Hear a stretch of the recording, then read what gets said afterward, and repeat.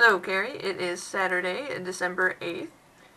Here is some footage that somehow didn't make it into the final taping of last week. I edited it and I put it in the right spot, or at least I thought I did, and then it just kind of didn't make it into the video, and I didn't notice until it was too late. So here you go. Out in Timmerman, the epic home of the geologers. That's Brent. He's not a geologer. Jackie's avoiding me, although she is a geologer. Here is the sculpture of the baby stegosaurus. Baby stegosaurus. Right next to the big line drawing of the stegosaurus. Ooh, stegosaurus. And then over here, Jackie might want to move, there's the really neat antique display case of whale bones. And Brent being a whale, apparently. Here's some more footage of the snow outside my window. Just like you did the snow outside of your apartment, except I filmed mine like 4 days ago, which just goes to show you how like-minded and easily impressed the two of us are, that a foot of snow on the ground is something to be documented and filmed repeatedly. So this is the snow accumulations outside my window. This is also the view from my window, as I'm sure you can tell. There isn't really a lot of snow, maybe a foot and a half, but that doesn't happen here this time of year, especially in like a week, like it did. And it looks pretty though. See, look at the tree. Wow, pretty tree. That's the Union, just to let you know. If you heard that, that was the Pacey's people, the food service people. So Wednesday was Jackie's birthday. Happy birthday, Jackie. To celebrate, a whole bunch of us went out to probably what could be described as the best Chinese buffet ever. It's called the Mongolian Buffet and Grill or something like that. I don't remember exactly, but the word Mongolian and grill and buffet are in it. The words. So here is some footage from inside so you can see what it's like. It's kind of like a casino. It's to the point where they even have film on the windows, so you can't really tell how dark or light it is outside, and it's all glittery and shiny and slightly cheesy, but slightly not. So you'll just have to see. It's up to you.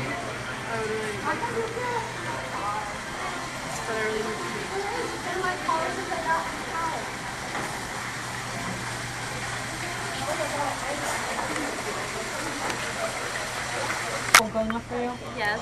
Does she have to swallow?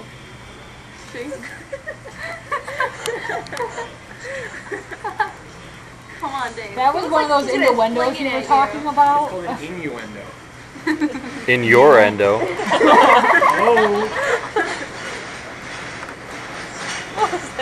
Oh, I swallowed it. I didn't taste it. I surpassed the tongue. He didn't taste it on the way down.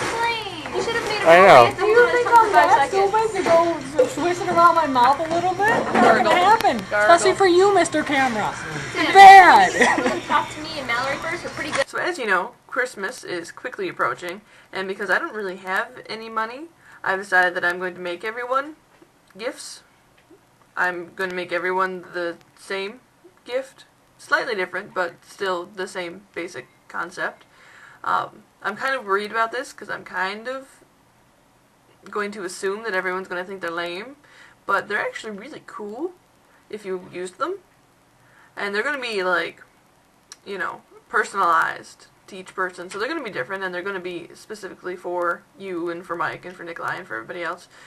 So although everyone is getting the same gift because of my craftiness, the craftiness also does come in handy.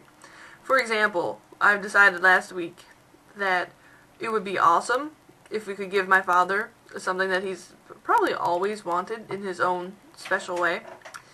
So I've decided that we're going to try to make him a faux moose head.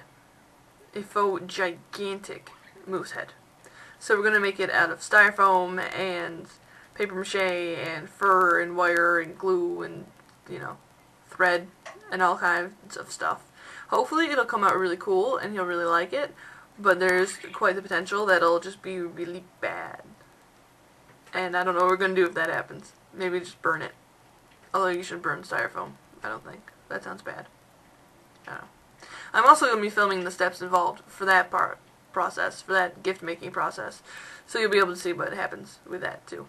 So I just watched your video and it was equally awesome, like the last one was. I really like your little sign things. They're cute. I would steal the idea, but that'd be stealing. Stealing is bad, and I'm lazy. so I probably wouldn't actually end up making signs. And then I have really bad handwriting, so you probably wouldn't be able to read the signs anyway if I made them. So I think I'm just going to skip that. Maybe during winter room, but maybe not. Probably not. Also, I am also looking forward to showing you all of my various artworks. I hope you're not really expecting greatness, because a lot of them really aren't great. But some of them are good. I really like some of them, so hopefully you will too. I think I'm going to be doing that, or filming them all, and having that be my video next week, next Saturday or Sunday.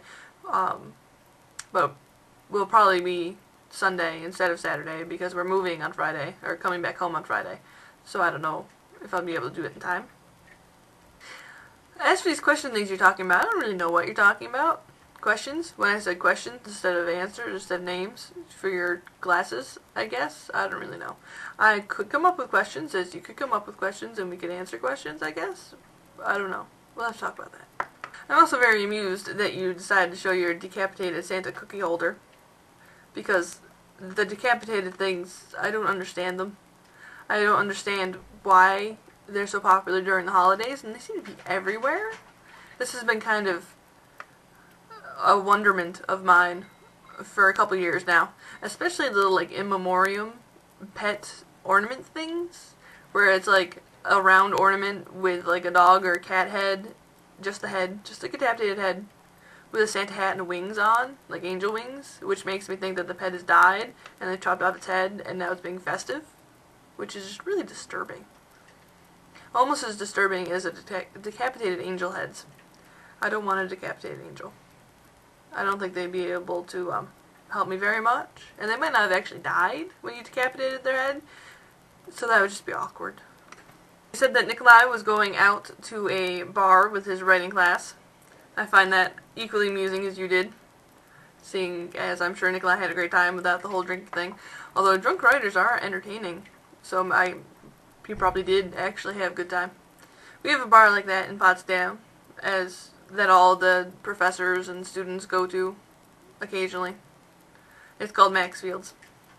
I don't really like Maxfield's. I've never gone drinking there because I don't go drinking.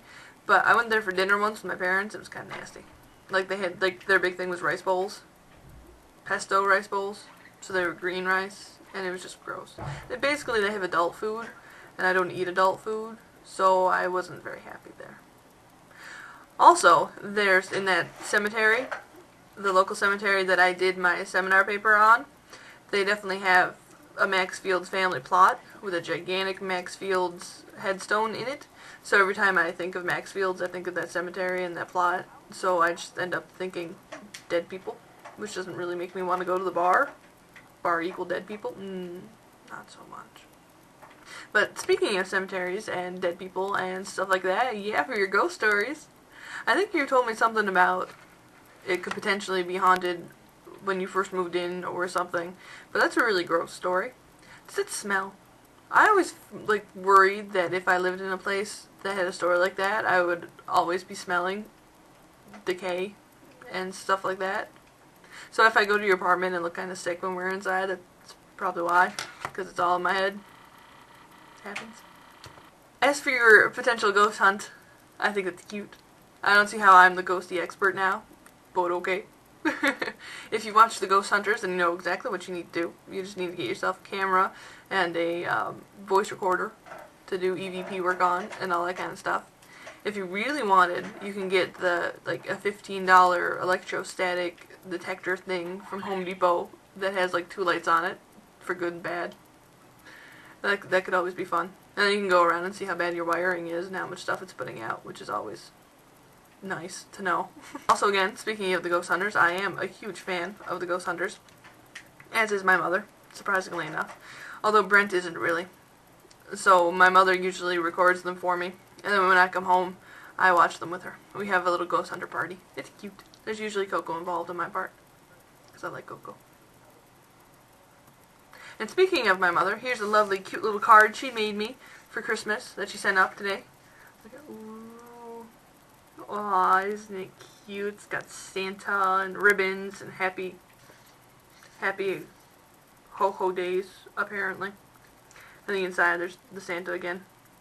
Santa, and a little note. Yay! It's cute. Until next week, darling.